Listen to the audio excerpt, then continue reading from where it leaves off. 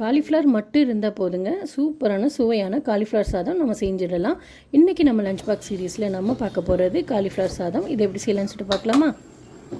இப்போ stove on பண்ணிக்கோங்க, கடாய் வச்சுக்கோங்க. கடாய் ஹீட்டானோடனே ஒரு குழிக்கரண்டி ஆயில் சேர்த்துக்கோங்க. ஆயில் சேர்த்து 1 டீஸ்பூன் கடுகு சேர்த்துக்கோங்க.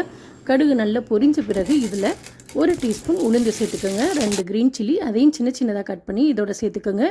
4 பல் பூண்டு அதையும் இடித்து சேர்த்துக்கோங்க. கொஞ்சமாக கருவேப்பிலை சேர்த்துக்கோங்க. ஒரு பெரிய பல்லாரி வெங்காயம் அதையும் சின்ன சின்னதாக கட் பண்ணி இதோட சேர்த்துக்கிறணும். சேர்த்து நல்லா வதக்கிக்கோங்க. இப்போ இதுக்கு தேவையான உப்பையும் சேர்த்துக்கோங்க.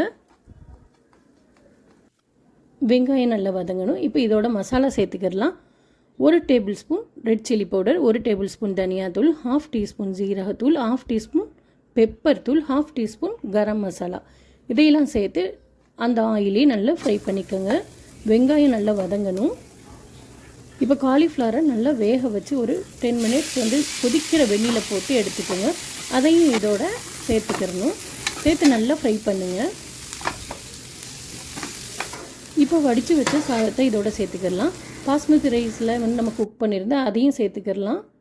இல்லை நார்மல் ரைஸில் கூட இதை பண்ணலாம். இந்த மாதிரி ட்ரை பண்ணி பாருங்கள். சாதம் சேர்த்து நல்லா மிக்ஸ் பண்ணிக்கோங்க.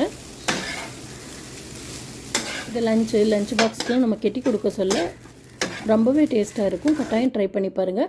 லாஸ்ட்டில் இறக்குறதுக்கு முன்னாடி கொஞ்சமாக கொத்தமல்லி இலை தூவி இதை இறக்கிடுங்க.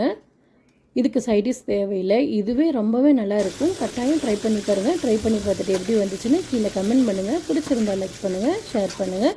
இந்த மாதிரி வீடியோ உங்களுக்கு வேணும்னா என்னோடய சேனலை மறக்காமல் சப்ஸ்கிரைப் பண்ணிக்கோங்க.